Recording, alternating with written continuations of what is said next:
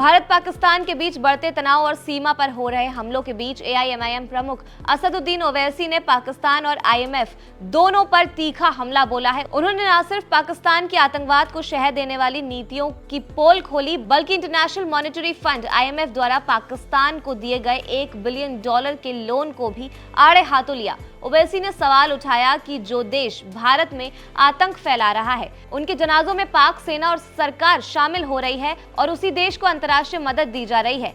क्या यही है दुनिया का इंसाफ? आईएमएफ ने जैसे ही पाकिस्तान को $1 बिलियन का नया लोन मंजूर किया, एआईएमआईएम नेता असदुद्दीन ओवैसी ने इस पर तीखी प्रतिक्रिया देते हुए कहा कि ये कैसा इंसाफ है।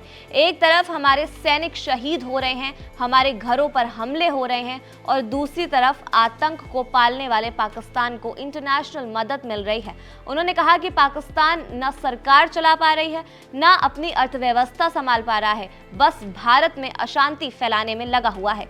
ओवैसी ने ऑपरेशन सिंदूर का जिक्र करते हुए कहा कि जिन आतंकियों ने भारत में खून बहाया, उनके जनाजों में पाकिस्तान की आर्मी और सरकार के बड़े अधिकारी शामिल होते हैं। ऐसे में साफ है कि पाकिस्तान आतंकियों को सिर्फ छुपाकर नहीं बल्कि खुलेआम सम्मान दे रहा है। उन्होंने बहावलपुर और मुरीदके जैसे इलाकों में हुए जनाजों का जिक्र किया, जहां अमेरिका से घोषित आतंकियों को नमाज जनाजा पढ़ाई गई और पाक सरकार ने चुपचाप सब देखा। पाकिस्तान पर ड्रोन हमलों को लेकर भी ओवैसी भड़के। उन्होंने कहा कि हाल ही में पुंछ, राजौरी और श्रीनगर में ड्रोन से हमले किए गए, जिसमें आम लोग और मासूम बच्चे मारे गए। ओवैसी ने सवाल उठाया कि क्या इस्लाम के नाम पर मासूमों की जान लेना का हक पाकिस्तान को किसने दिया?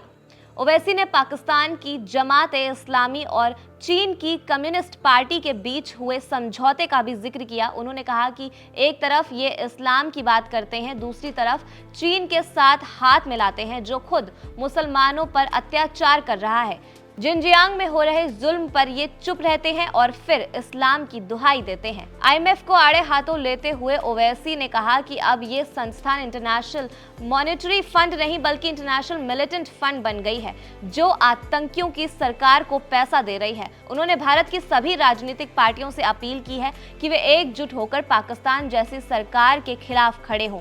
ओवैसी ने साफ कहा है कि पाकिस्तान का परमाणु बम दुनिया के लिए खतरा है और उसे बैन किया जाना चाहिए। अंत में उन्होंने कहा कि 1947 में हमने 2 नेशन थ्योरी को नकारा था और आज भी नकारते हैं। आतंक के नाम पर बच्चों की हत्या कर खुद को जन्नत का हकदार मानना ना इंसानियत है ना इस्लाम। ओवैसी के इस कड़े बयान ने पाकिस्तान की नीयत और आईएमएफ की भूमिका दोनों पर बड़ा सवाल खड़ा कर दिया है। उन्होंने साफ कर दिया है कि आतंकवाद के मुद्दे पर अब भारत को एकजुट होकर सख्त रवैया अपनाना होगा, क्योंकि ये सिर्फ भारत की नहीं पूरी दुनिया की सुरक्षा से जुड़ा मामला है।